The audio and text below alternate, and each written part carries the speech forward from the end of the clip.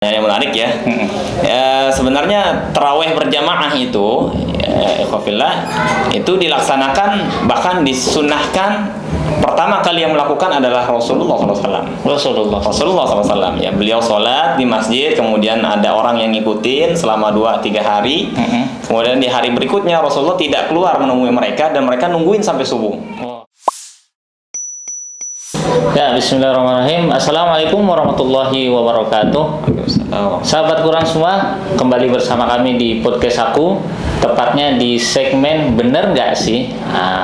Alhamdulillah telah membersamai kita. Beliau adalah Ustaz Muadz Nasrullah.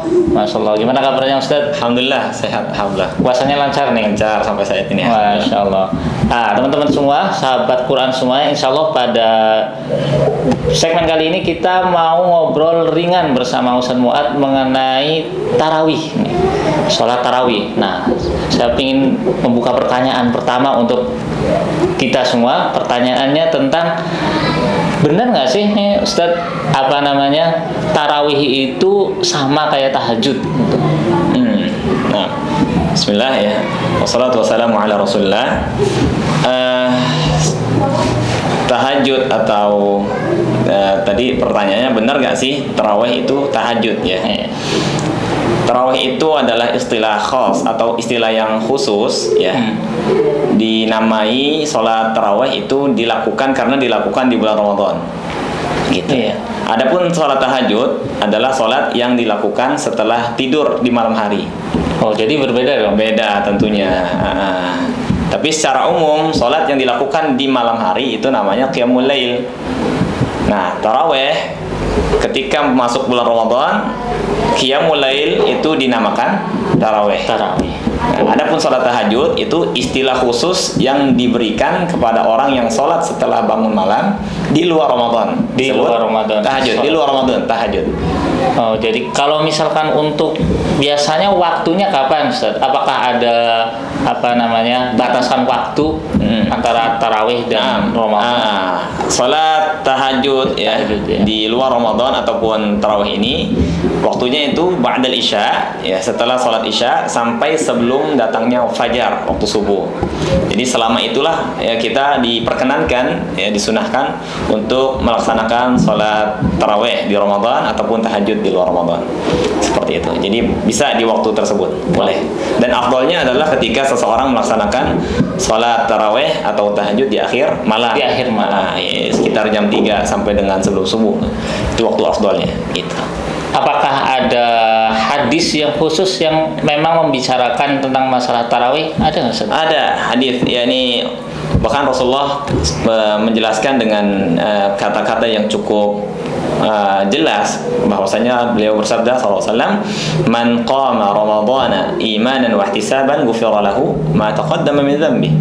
Kata Rasul SAW, barang siapa yang sholat mendirikan sholat tarawih dia karena iman kepada Allah dan ihtisaban, ikhlas mengharap pahala dari Allah, maka apa yang akan didapat? Ghufira lahu ma taqaddama min dhanbi, akan dihapuskan dosa-dosa yang telah dia lakukan. Berarti dosa yang telah lalu dihapuskan. Masya Allah. Masya Allah. Dan kata Ibnu Munzir mengatakan dosa yang dihapuskan ini termasuk dosa besar dan dosa kecil. Dosa besar dan dosa kecil. Nah, tapi kata Imam Nawawi yang dikuatkan oleh Imam Al-Haramain, bahwasanya yang dihapus dengan tarawih ini adalah dosa-dosa kecil, karena dosa besar itu dihapuskan oleh Allah dengan taubat. Gitu. Tapi ala kulli hal, yang penting ini adalah satu bisyarah atau kabar gembira buat kita semua, bahwasanya siapa saja yang melaksanakan sholat tarawih, maka insya Allah dosanya akan diampuni oleh Allah. Artinya berarti kita juga nggak boleh malas-malasan. Oh, tentunya. Sunnah kan, pengertian sunnah tuh yang bagiannya ya. Memang secara kalau kaidah fikih mengatakan sunnah itu yang berpahala ketika dikerjakan, ditinggalkan nggak apa-apa. Wala yu'aqab tarikuhu. Tapi kita lebih biar menjadi motivasi ya, kita ganti sedikit tuh. Sunnah itu adalah berpahala ketika dikerjakan dan rugi apabila ditinggalkan. Nah, itu lebih tepat tuh. Jadi rugi kalau ditinggalkan. Iya, orang-orang dapat pahala, Iya. kita kagak dapat pahala. Tidak dapat pahala. Oh, itu rugi sekali kan. Nah, untuk gitu. apa namanya, mungkin ada motivasi dari Ustadz untuk teman-teman ya di luar yang kadang-kadang mungkin di awal semangat nih, kenceng.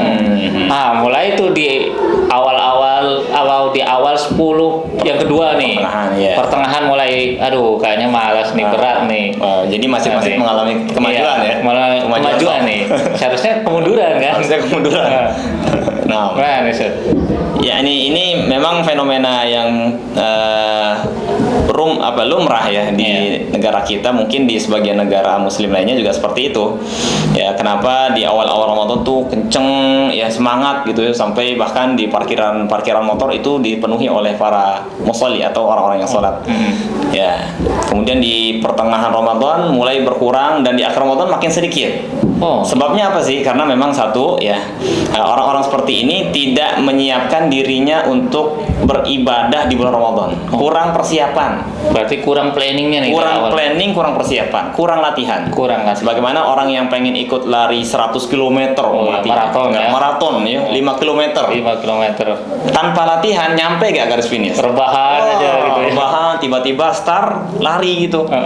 Pingsan di jalan itu. Aduh. Ya, nggak nyampe finish kan? Iya. Nah, sama ya.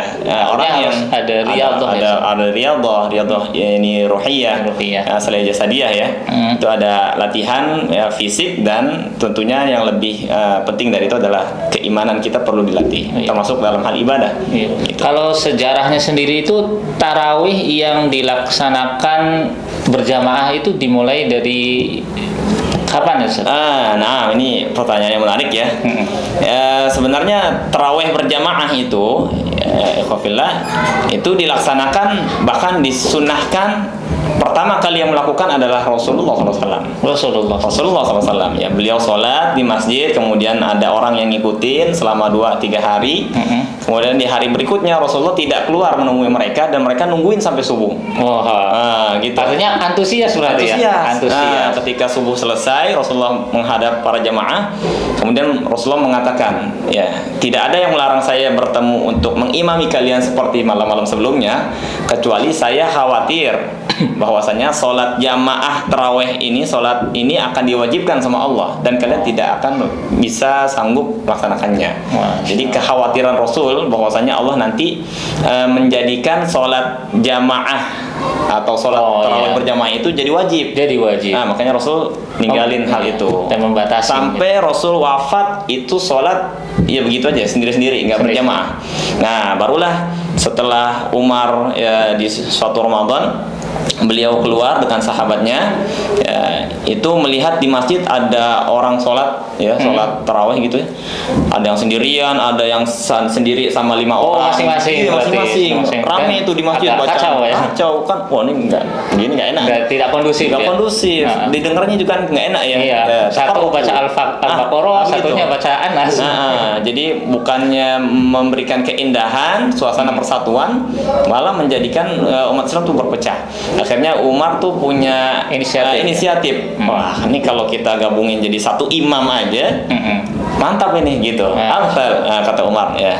Makanya ketika di hari berikutnya Umar melihat fenomena yang artinya kaum muslim itu mulai sholat berjamaah dengan satu imam, apa ungkapan Umar ya, ni'matul bid'ah hadhihi.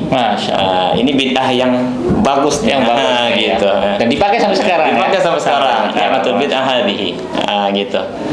Jadi memang kalau secara sejarah memang yang pertama kali melaksanakan sholat jamaah tarawih secara berjamaah adalah Rasulullah, tapi ditinggalkan karena beliau khawatir akan diwajibkan kepada kaum muslimin sehingga kita tidak mampu mengerjakannya.